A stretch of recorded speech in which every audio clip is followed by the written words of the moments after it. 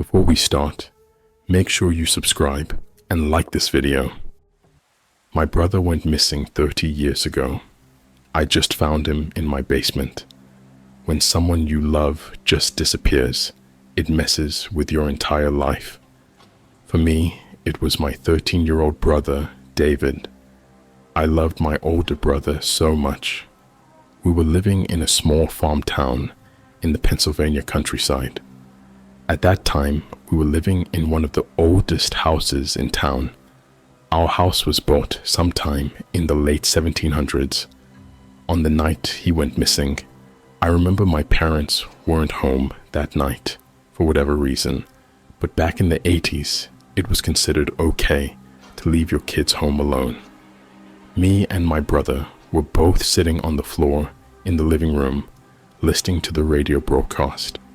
My brother asked me to fill him a glass of Hawaiian punch. After I went to the kitchen and poured him a glass, he had completely vanished from the living room. I remember that exact moment as clear as day. I thought he was playing a trick on me. I played along, but when I searched every room in that damn house, not a hair was out of place. He couldn't have gone outside because I was by the front door the whole time, and the windows were sealed shut since by the previous owner. The basement door in the living room was wide open, the only place he could have gone. When I left to fill up his drink, it was shut. I was horrified of the basement as a kid because there's no electricity down there, and it literally looked like a dungeon. I yelled his name from the top of the stairs countless times, but he never answered. Even though I was 11, that basement still scared me. I remember that night, sobbing uncontrollably, and when my parents finally pulled into the driveway the next morning, I was still in tears when I told them about David. Mom and Dad checked the whole house. I then told Dad about how the basement door was wide open, and when he walked down into the basement, I remember sitting on the couch next to the basement door, hoping my dad would walk back up with David. But when Dad walked up those stairs, his face had gone completely pale. In his hands were my brother's clothes from the night before. I can't describe how horrified I was. He dropped them onto the ground and walked upstairs to where Mom was. I then got on the ground and crawled toward the clothes, exactly what my brother was wearing before he disappeared. I sorted through them, everything he wore that night, shirt, pants, underwear, socks, everything stripped from him. I could hear my parents' voices from upstairs. My mother, Thorn, came sprinting down the stairs and got on the phone with the police. My dad ran outside and into the field. When the police finally arrived, the entire police team thought he must have gone outside and got lost in the nearby forest, but I knew for a fact he was in that house. The police officers spent weeks searching the woods and fields near our house. The police checked the basement, but said there was nothing. They closed the case about a half a year later. The entire town assumed it was a kidnapping. I knew it was something to do with that basement, but I could never get myself to go down there. After his disappearance, life continued for our family. We turned David's bedroom into a guest bedroom. I hated how my parents did that. It felt like they were trying to move on. I was unable to. Losing David was a huge damper over my entire family, something that would hang over our heads our entire lives.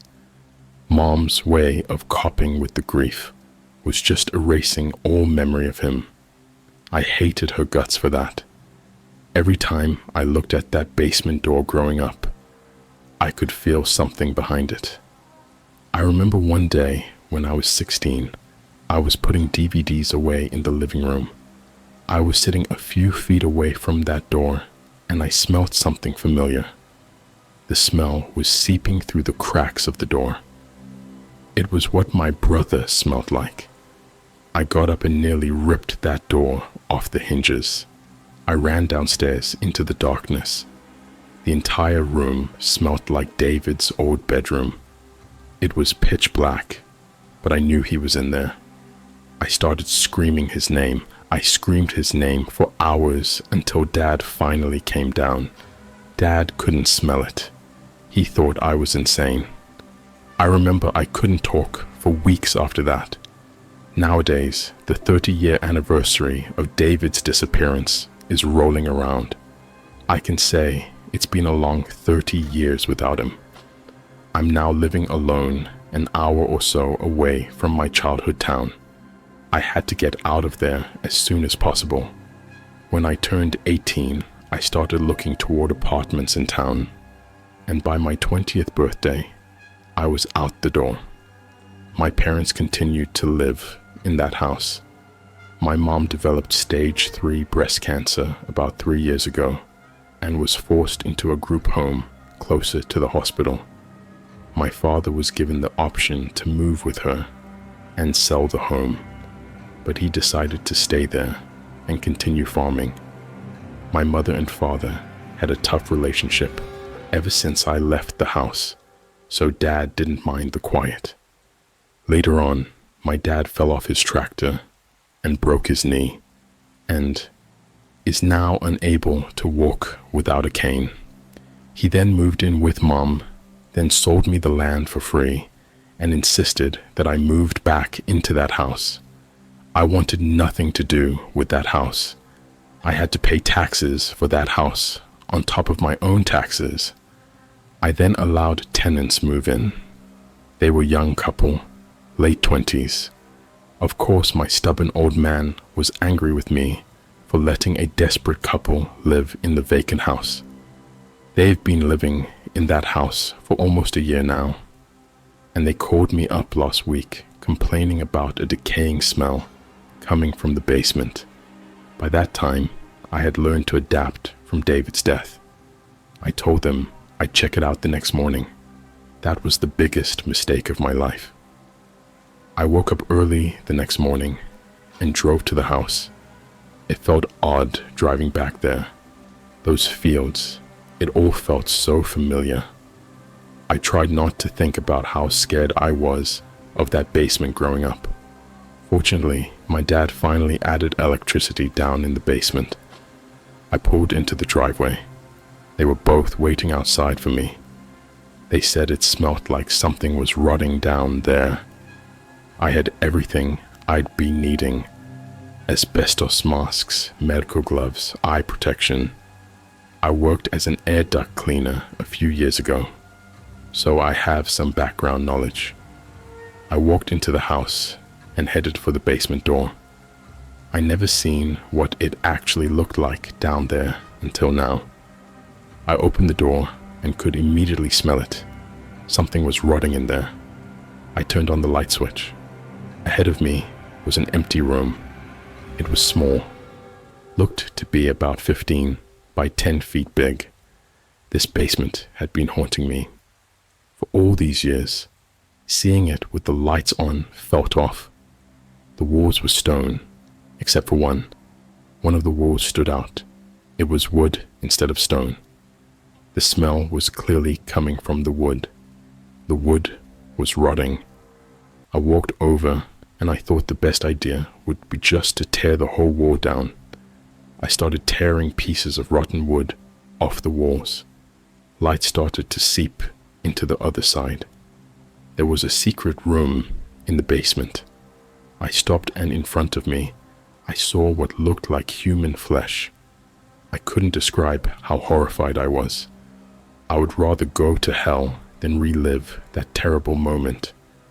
I started smashing that wall with all the force in my body until it finally gave in. The creature in front of me, just the sight of it, made me want to claw my eyes out. It was in a fetal position. The skin wasn't pale.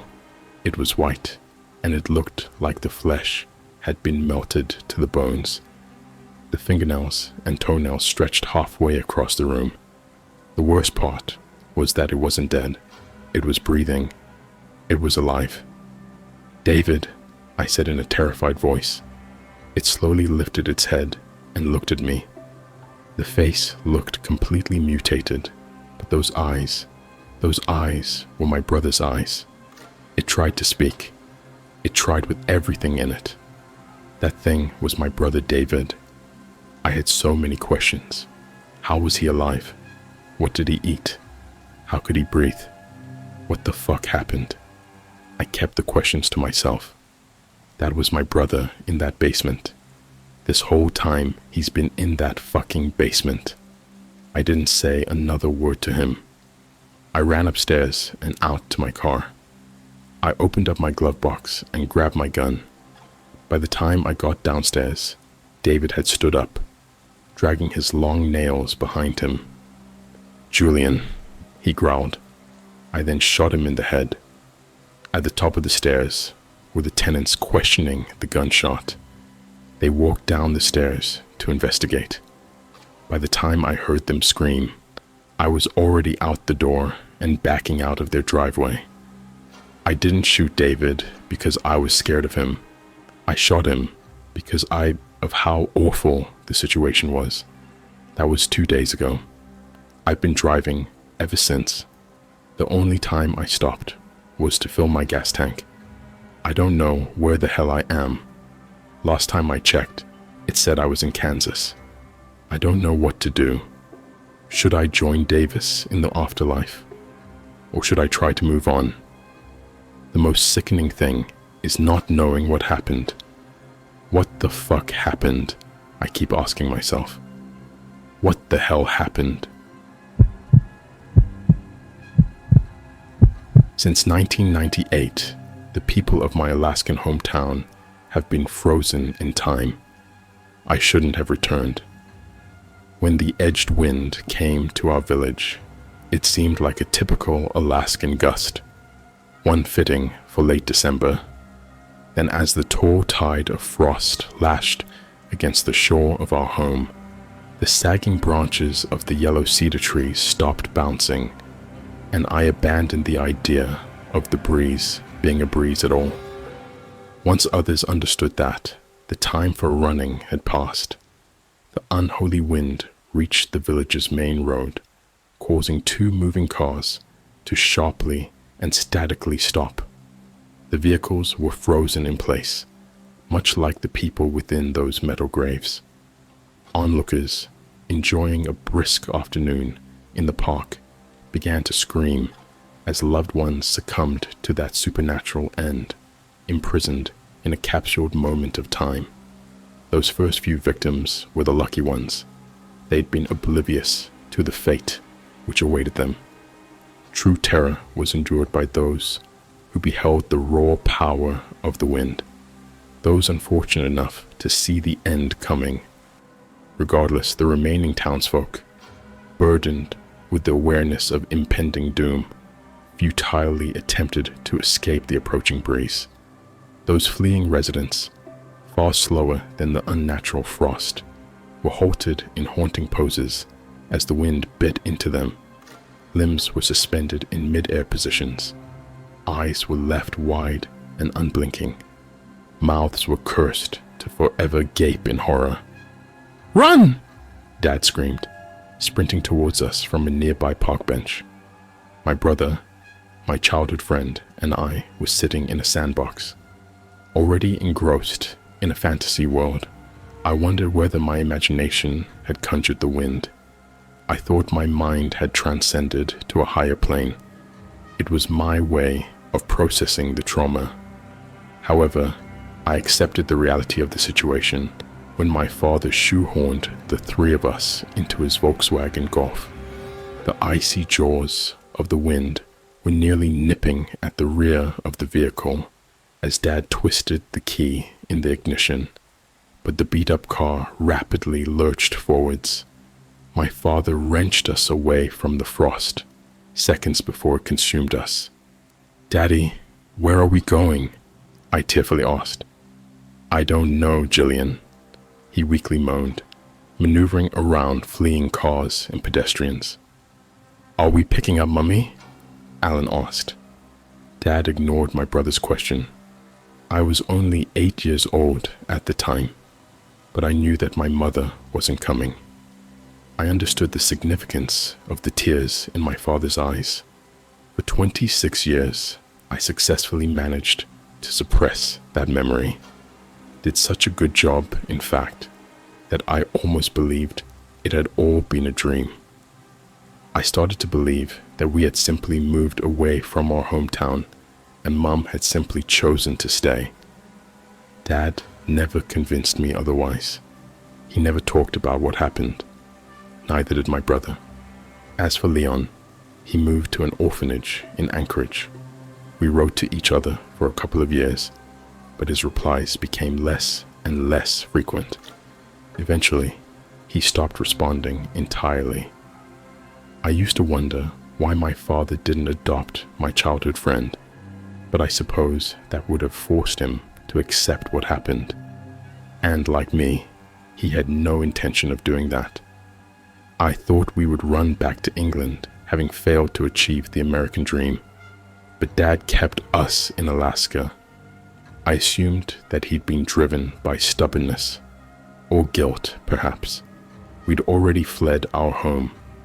Perhaps fleeing across the pond would have been a step too far. Perhaps it would have felt like truly abandoning our mother. Whatever his reason for staying, Dad didn't tell anyone the truth. He never went to the police. He never returned to look for Mom. "Don't look back, kids," I remember him whispering as we fled the frost. I followed that advice for the next couple of decades, only recalling the event for the briefest moments from time to time. When Dad bought the first computer for our family in 2000, I Googled the name of our old town. I typed the word before realizing I was even doing so. I was still young, of course, but I knew that nothing about our speedy departure had been normal. I wanted answers. I'd expected to discover that my village had become a ghost town. That would have made sense. Alaska's unforgiving climate breeds desolate places, born to be abandoned. However, the search results revealed nothing. So I told myself I had imagined the village. I told myself we'd always lived in Anchorage. As the years passed, I became comfortable with the notion that none of it had ever been real, not even my mother. And that was why I did not expect to see a certain person again. Happy birthday, Jill. My jaw dropped when Leon Taylor appeared on my doorstep. It might seem strange that I would recognize a man who was a child when I last saw him, but Leon always had distinctive features. I immediately identified the mole on his neck, just below his facial scruff, and those sorrowful eyes, shadowed by his unmistakable overgrown brows. "Leon?" I gasped. The man smiled weakly. "Sorry, Jill. I should have done this the millennial way. You know, reconnected through Facebook. No, I just never thought I'd see you again. Do you want to come inside?" I asked, motioning at the hallway. Leon nodded, so I made a couple of coffees whilst my old friend seated himself in the living room. A boy who I'd almost forgotten, almost entirely erased from existence, just like our old town. But I'd always known, just beneath the surface of my shallow memories, that it had all been real. The truth of my childhood was always within reach. As I brought the drinks into the lounge, hands trembling, I tried to dispel the thoughts flooding my mind. Thoughts of that awful day. "How's your dad? How's Alan?" Leon asked. Taking the cup of coffee, I sighed. "Dad's been unwell for a few years. He hasn't been taking care of himself. And he's getting old. As for Alan, well, Alan's the way he's always been. Uptight and distant, but..." "When was the last time you spoke to him?" Leon sharply interjected. The question caught me off guard. "Huh? Your brother?" When was the last time you spoke to him? Leon asked. My face drained. He knows, I thought. How on earth does he know? 3 years ago, I answered. My old friend nodded. Did you fall out? I scoffed. That's an understatement. You remember what he was like when we were kids, don't you? Leon shrugged. He was 2 years older than us. We must have infuriated him. I nodded. Sure, but I grew up, and he never did. We had a big argument, and we haven't spoken since. Interesting, he responded. I raised an eyebrow. You're a man of few words these days, Leon. The man cleared his throat. Your brother messaged me a week ago. My other eyebrow raised. What? It was a very strange message. Did you reply? I asked. I thought you would have preferred to ignore it. He lowered his head in shame. I'm sorry, Jillian. I replied to some of your letters. Then you forgot about me, I said. It's embarrassing that I didn't get the hint.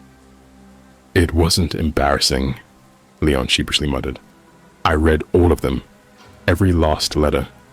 Oh, well, that's great, I laughed. Nice to know that you cared. Jillian, Leon paused, lifting his head. I was scared.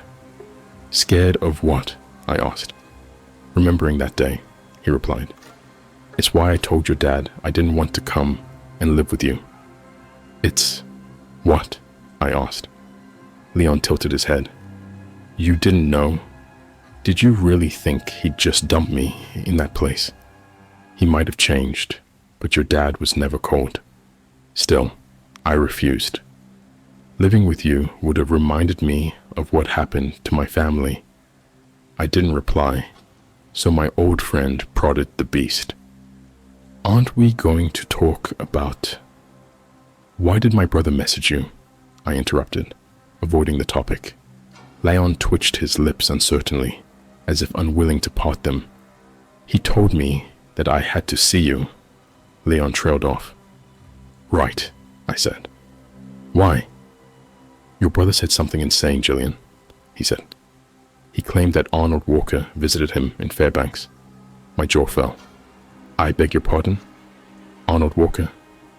My brother's school friend. Leon nodded. He escaped? I didn't know others got out, I whispered. My old friend's face was growing paler. No, Your brother said something that seemed impossible. He said that Arnold did not arrive on his doorstep as a 36-year-old man, but a 10-year-old child. My stomach dropped. The natural response would have been to discredit such an outlandish story, refuting it with a rational explanation. But Leon's revelation served to do only one thing. It confirmed what I'd always known. A 10-year-old boy made it all the way from our hometown to Fairbanks? I asked meekly. Leon frowned. That's it? You're not going to question it? I did. I messaged Alan repeatedly, but he never replied. Not a nice feeling, is it? I asked, sighing. How did you want me to react, Leon? You were itching to talk about that day. Well, I'm not skirting around the subject now. Let's talk about it, okay? I know all of that horror really happened. I just never wanted anyone to confirm it. Me neither, Leon said. I was trying to avoid your family for the rest of my life. Your brother ruined that. Yeah, he tends to ruin things, I replied. So that's it? Alan wanted you to tell me about Arnold Walker. Leon shivered. There's more, but... Look, I know I should have messaged you about all of this first, but I thought about the way Alan avoided my questions. I didn't want you to do the same. I assumed if I were to show up in person, then I wouldn't be able to run away, I finished. I understand, Leon. I just hate that my brother is still too childish to talk to me. Funny. He called you childish too. Listening to you two bicker is nostalgic. Leon smiled, before quickly adopting a solemn expression. I'm trying to change the subject, but I need to rip off the band-aid. Took him to a car on the front lawn. There was a man in the driver's seat, barely clinging to life, with a face mangled beyond recognition. Your brother said the man's skin had been peeled from his face, and he was still, somehow, alive. I shuddered, vomit climbing my throat. Arnold told your brother that the man was Mr. Johnson, Leon whispered. The farmer? The one who ran the local grocery store? I asked, shivering. My friend nodded. Yeah. Alan said he'd aged a little. Well, his hair was grayer than he remembered. The pair must have been on the road for hours, and your brother didn't know how they knew where to find him. He had so many questions for them, but Mr. Johnson died before the ambulance arrived, and whilst Alan talked to the paramedics, Arnold ran away. He's missing. Shit, I whispered. I'll call my brother. You might struggle, Leon said. Alan ended the message by saying that he was going back home. I gawped. No, he wouldn't be that stupid. Maybe not. You should try to contact him, Leon said. He hasn't replied to my dozens of messages, but he might reply to you. Not sure he even has a signal out there in the boonies, but you're right. You should try. I spent an hour trying to contact my brother in various ways, but he did not respond. Alan had vanished, and I knew, like it or not, that I had to return to our village too. I should have told Dad, would have told him, had he not been one bad day away from a heart attack. In spite of the man he'd become, I loved him. I didn't want to remind him of the place we'd fled. One person should be spared the horror of remembering, I thought. Leon and I, two strangers who'd spent formative years together, piled into my Kia, and we drove from Anchorage to a place that I had long hoped had never really existed. I was going to be horribly disappointed. On a nondescript road that burrowed into the Alaskan wilderness, my throat started to twist and constrict. The outer edge of my vision shrank, and my head pulsated with a slowing rhythm as the world slipped away from me. I struggled to breathe as I came to terms with an awful fact. I recognized that endless road. Jillian, Leon whispered. Don't, I begged. I didn't want to hear it. I wasn't ready. I'd known all along, of course, that our village existed, even when extensive research had revealed nothing about the town. When I thought of the way the breeze consumed the town, erasing its residents, it made sense that it would erase the very place itself. After all, even I'd started to doubt its existence, and I'd lived there. Accepting the unearthly nature of the event wasn't as tough as you might imagine. If anything, I had fought hard to deny it. I wanted to ignore the existence of a paranormal force, though I had witnessed it with my own eyes. Even if there were some Alaskan breeze powerful enough to instantaneously freeze an entire town, we hadn't witnessed that. We'd seen something else. We'd seen that glacial wind freeze the town, not its people, but its tether to time. After an hour of following the frosted landscape, we saw something familiar on the horizon. Leon's face mirrored mine as our damned village appeared, a bulge of ruin and decay growing as we neared it. And when we crossed the threshold into the desolate town, the reality of our quest finally dawned on me. Where is everybody? Leon asked. It might seem a moronic question to an outsider. Our old village was clearly an abandoned place. No rational person would expect anybody else to be there. Of course, I understood Leon. He had asked the same terrifying question that was circling the drain of my mind, refusing to flush away. I thought back to that terrible day on which hundreds of people froze in time. Then I thought of Arnold Walker and Mr. Johnson, the two residents who'd supposedly shown up at my brother's door. One of them had looked no older than he'd been in 1998. Time resumed. I finally mumbled. Yes, but where did everybody go? My childhood friend asked. I didn't have an answer. Neither did my brother. And that was why he'd come here. That's not the real reason, I thought. He was hoping to find her.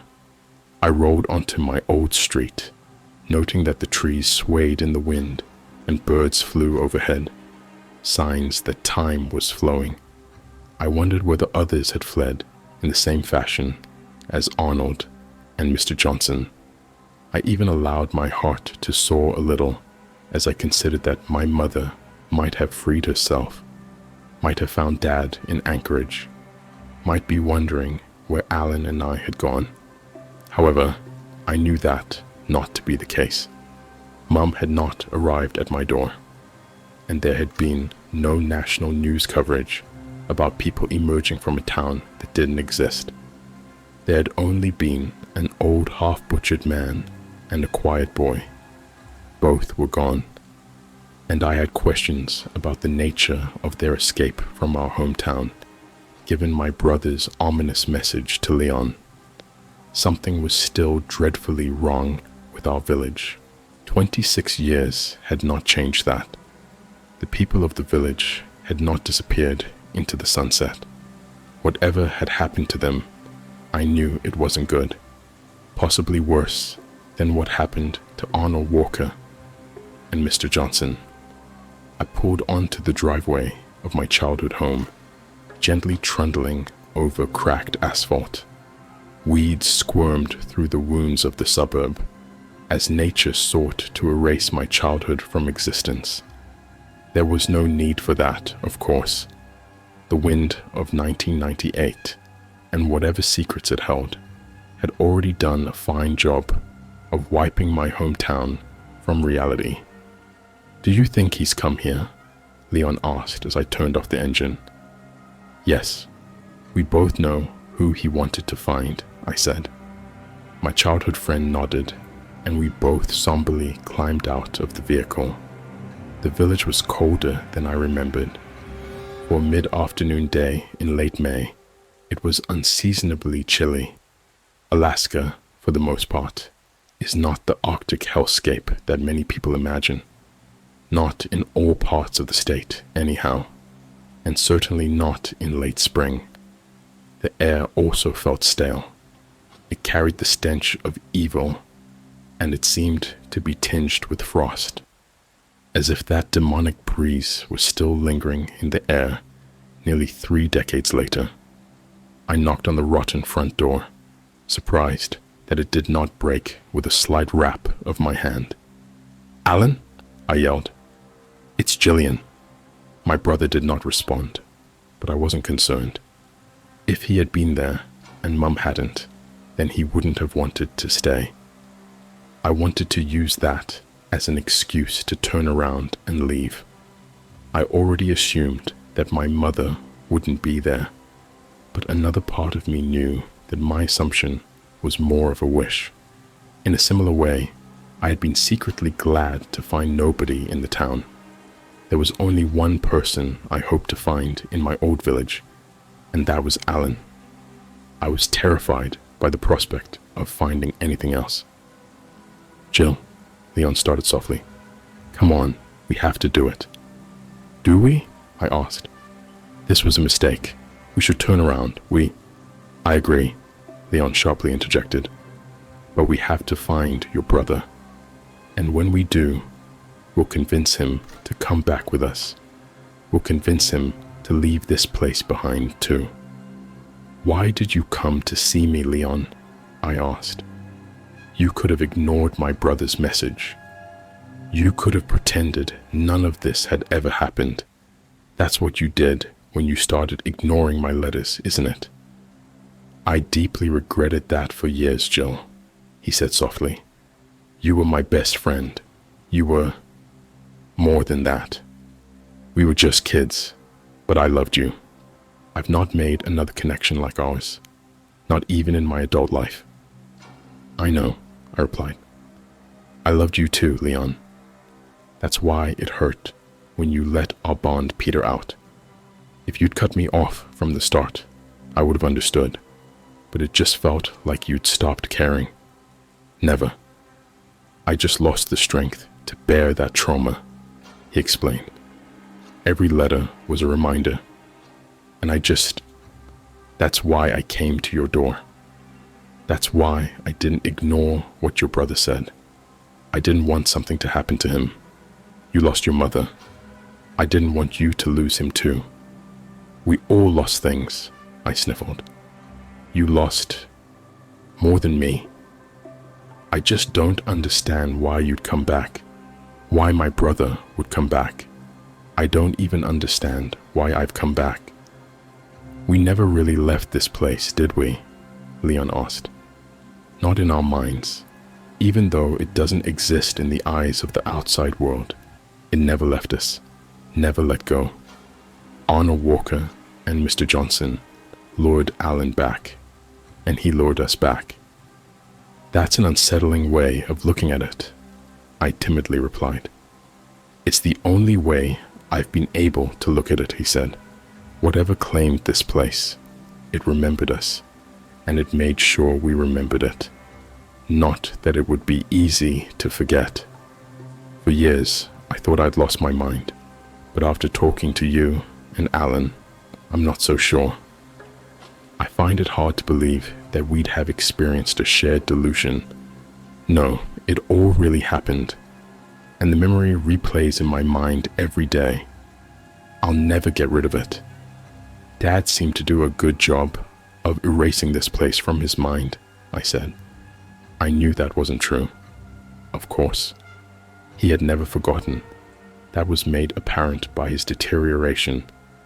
Alan and I had a close relationship with our father before we left that village. Afterwards, he changed. We all changed. Losing Mum had fractured the family, but there was more to it than that. I started to consider that Leon might be right. Perhaps the frost hadn't ensnared the two of us, but it had certainly bitten us. Do you want me to do it? Leon eventually asked. I wanted to be courageous enough to open the door, but I wasn't. I nodded meekly and stepped aside, allowing my childhood friend the nightmarish task of facing whatever lay within my old home. He pushed the door handle down, expecting the house to be unlocked, but it wouldn't budge. Shall we try the back? I asked. Leon backed up. I quickly realized what he was planning to do, and I opened my mouth to utter a protest. My hulking friend had charged before I spoke a single word, however, and he hurled his body into the door. It quivered in its frame, but did not give. Leon, I cried, what are you doing? Well, I don't suppose you have the key. He panted, massaging his shoulder. I held up my hands. Look, let's just... My friend rushed forwards again, and the result was the same. This time, however, Leon released a groan of pain, clutching his arm a little more tightly. You're going to hurt yourself, I said. Let's take it in turns to kick the door. That'll work better, and it won't cripple either of us. Leon nodded, and the two of us firmly booted the door near the handle. The wood quaked, and it only took a few attacks for the door to splinter around the lock. The frame splayed inwards, and the metal mechanism fell loose. Whoops! That worked a little too well, Leon laughed. He led the way into my childhood home, which looked, unlike the street outside, the same as I remembered, the same as it had looked on the day I had left. There were no shoes left by the door, no muddy prints on the carpet, no indication whatsoever that my brother had visited our old home, which I'd gathered when the front door had been locked. But this was not a relief. I knew, in my gut, that Alan would have gone there first. He never made it home, Leon shivered. This place feels cold. Frozen, I corrected. Frozen in time. Is it safe for us to be here? He asked. What if we end up like the others? It's a bit late to ask that now, I replied. The breeze passed long ago. This just seems to be the horror it left behind. Leon accepted my suggestion. Then he wandered over to the staircase. My friend took one step before halting in place. For a haunting moment, I believed that he had been frozen in time too. I believed that I'd been wrong, and the frost had come for us. But I quickly realized that my friend was still moving, still twitching. He was frozen by fear, not a supernatural gale. There's someone in the bathroom, Leon wheezed. With physical dread in every inch of my body, I joined my friend and looked up. Artificial light spilled beneath the bathroom door onto the dark landing. There might not be anyone in there, I shakily said. Jillian, this is an abandoned town. There is no electricity. Your house is still frozen in time, and it froze with the bathroom light left on. Somebody must have been. Don't say it, I pleaded, upper lip trembling. Do you want me to lead the way? He asked. I didn't. I wanted to run, but I knew I would never forgive myself for doing so. Leon was right, of course. I hadn't allowed him to finish his sentence, but it was clear that he was going to mention somebody in particular, somebody whose face flooded my mind as we ascended the staircase, one tentative step at a time. Somebody whose name started to tickle my lips as Leon grasped the handle to the door. It wasn't locked. Mom, I moaned as Leon inched it open. My ageless mother was inside. I'm sure I would have screamed at whatever we found, but I was not prepared for the state of the statue before me. Mom was standing at the sink, hands cupped below a stream of tap water suspended in time. As I had always feared, the frost caught her. It was horrifying enough to be frozen in time for 26 years, whilst the rest of the world continued. But that wasn't why I screamed. I'd braced myself for that possibility. I'd spent my entire adult life coming to terms with it. I screamed because I wasn't prepared to see her face. Mum was smiling, not a wholesome smile. It was a taut grin that etched an unnerving crescent shape across her cheeks. There was nothing unnatural about the grin, but it looked painful, and it appeared as if cataracts had taken the entirety of her pupils. Mum? I asked weakly. Do you hear me? There was no reply.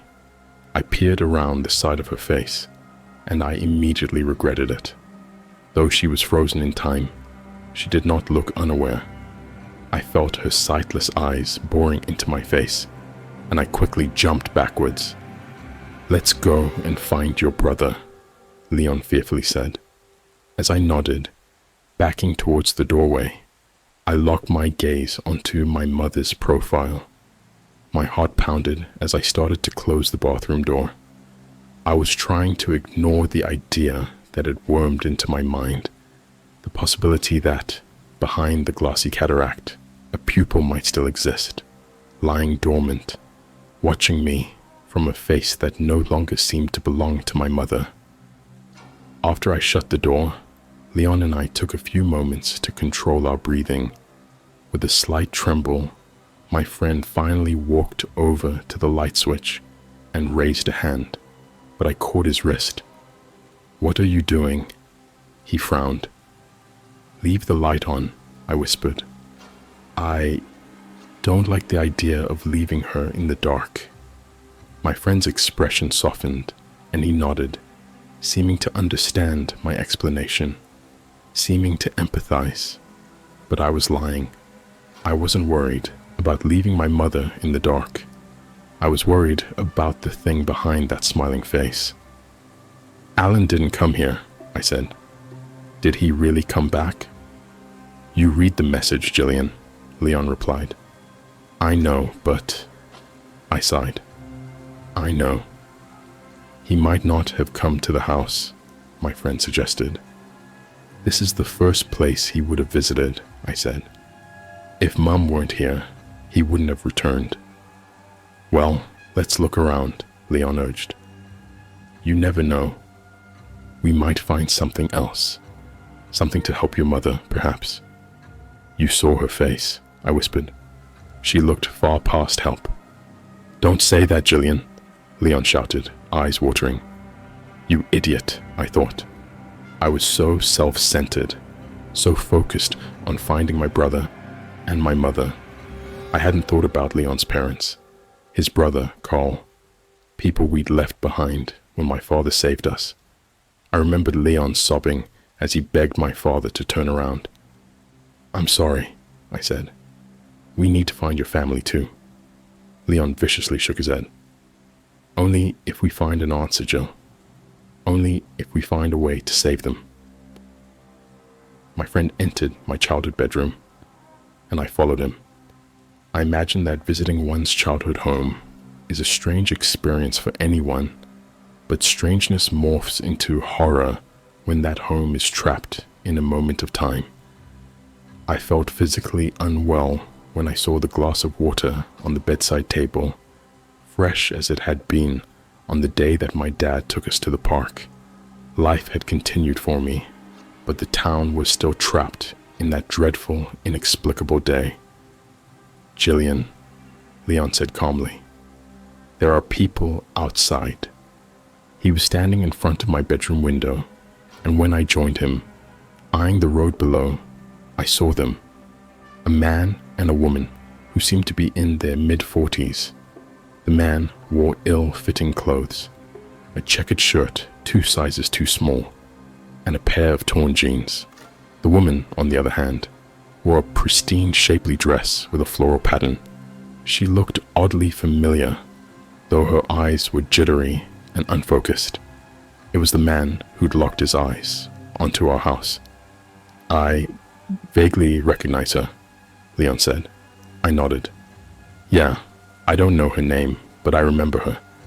She looks a tad older, perhaps. I don't know the man, though.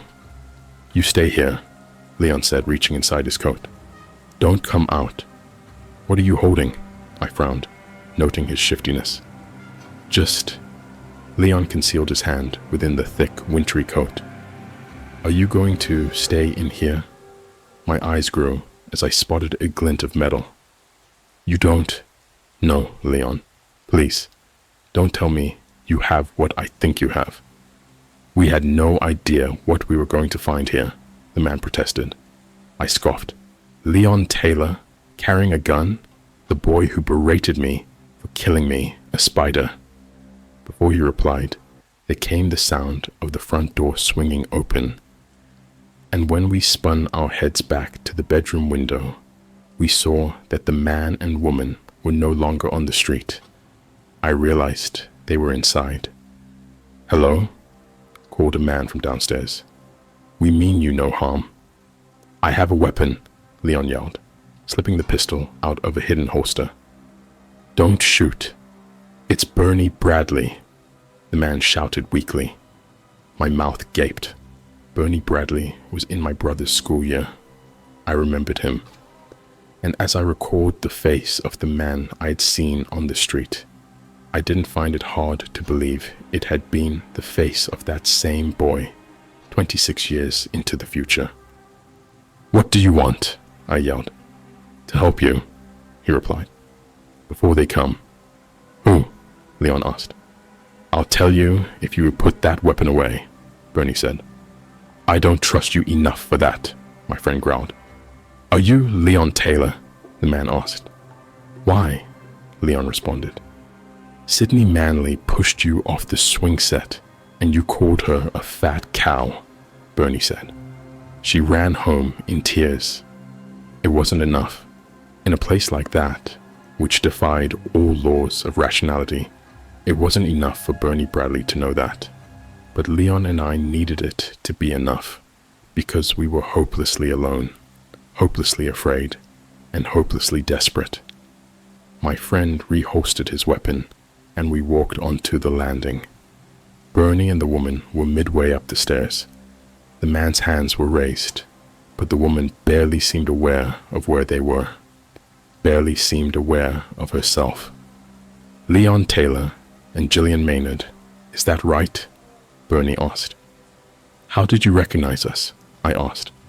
"You were the only ones who escaped," he replied. "The Maynards and Leon Taylor." "The only ones?" Leon asked incredulously. Bernie nodded. "Others tried, but the frost got them." "So why aren't you—" I started, unable to finish. "Mind if we sit down before I answer that?" he asked. I looked at Leon, and my friend begrudgingly nodded. We all headed to the living room and sat down. Once we did, Bernie Bradley told us an incredible story, and the woman beside him simply rocked on the sofa, face painted with a disturbing smile. Bernie had been a 10-year-old boy sitting at his bedroom desk when the chill swept through his room. He told us that he remembered nothing but a black void. He might have been there for an eternity, or it might have been less than a moment.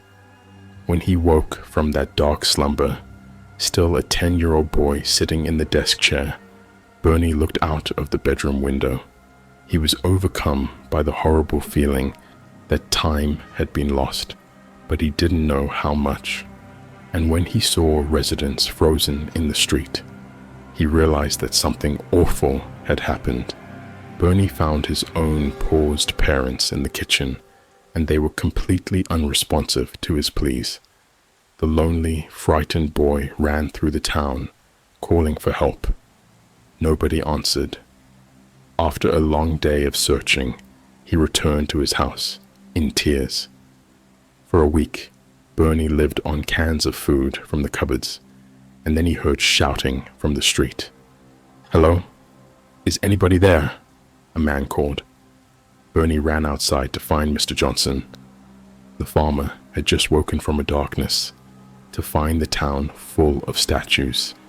Bernie told Mr. Johnson that he'd been alone for a week, but he had no idea how long he'd been frozen before that.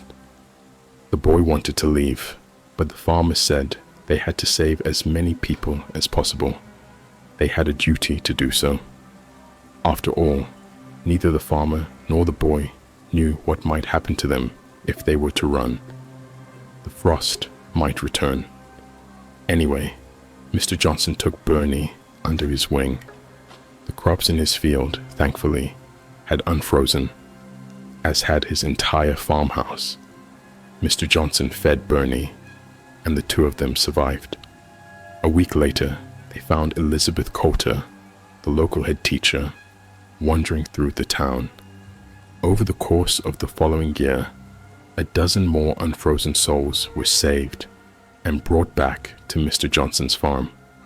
But things changed as time passed. The newer thawed souls were unhinged. The longer a person had been trapped in that black stasis, the less human they became. They were still intelligible, but they spoke only of the voice in the void, a voice that they missed in the land of the living. They were irritable, but Mr. Johnson cared for them all the same. Eventually, they fled. This only worsened as the years went by. After a decade, Bernie's mother and father unfroze. However, his dad ran, and his mum only remained because she was lost and confused. She would rant and rave about the speaker, the one that would make everything better, the one that would make them all eternal. It was during the year of 2018 that things crossed a terrifying line. Mr. Johnson had decided that newcomers were not welcome.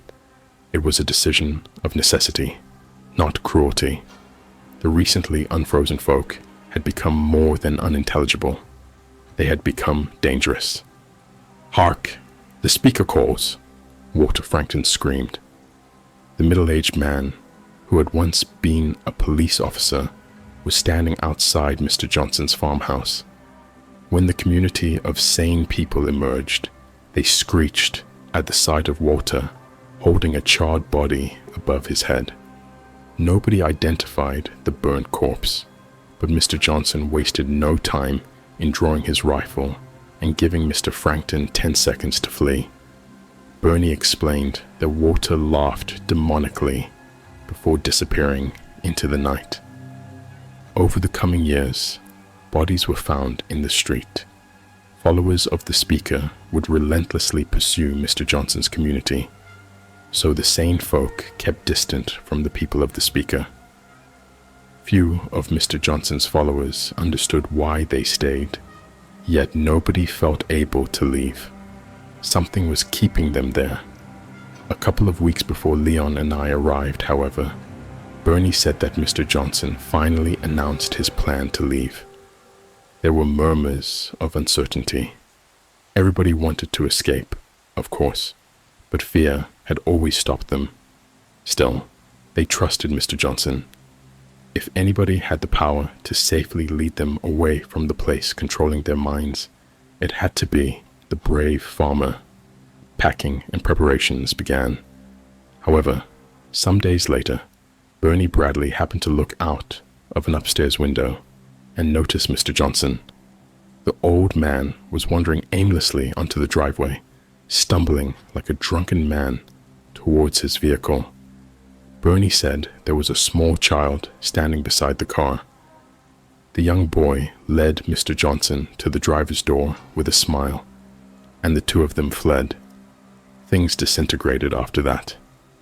When a Molotov cocktail found its way through a window, the community dispersed. The sane folk fled in different directions, and Bernie was left alone with his mother.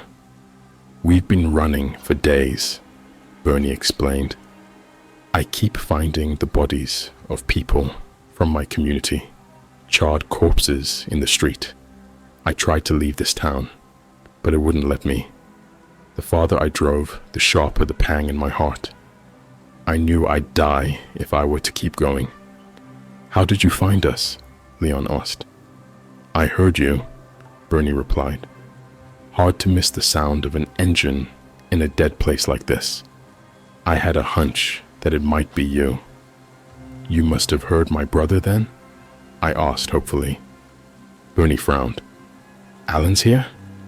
That might explain the raucous a few days ago. I don't know what I heard. Noise, lots of it. You won't find him, Jill. You have to run whilst it still lets you. The frost might be gone, but something lingers." "The speaker?" Leon asked. Bernie nodded. "I was fortunate enough to never hear it, or never remember hearing it. I don't know what it said to them. My mother won't tell me." Bernie looked at the woman next to him, the one who appeared to be the same age as him, though I realized he was still a decade younger. The horror of our town had aged him beyond his years. "It will be so glorious," Bernie's mother giggled, eyes bearing faint pupils behind mild cataracts. "You're lucky that they didn't see you arrive," Bernie said. "Otherwise, you'd be dead already. But they'll come, sooner or later. And you need to listen to me if you want a safe way out of here. Okay? We need to distract them. Keep them off your backs." I shook my head. "I need to find my brother. I know he came to this town.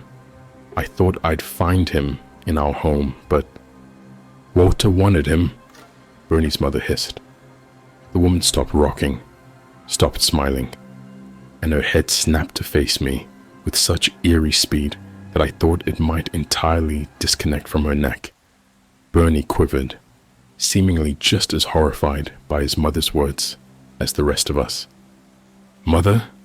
he asked. "Walter wanted him. Walter wanted him. Walter wanted him." The woman laughed, taunting me. "What does she mean?" I sobbed.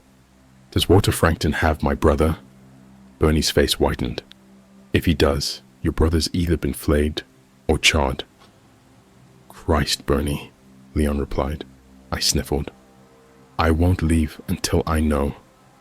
"He's already dead," Bernie bluntly said. "We don't know that," I cried. I thought the others were sitting in stunned silence because I'd spoken so assertively.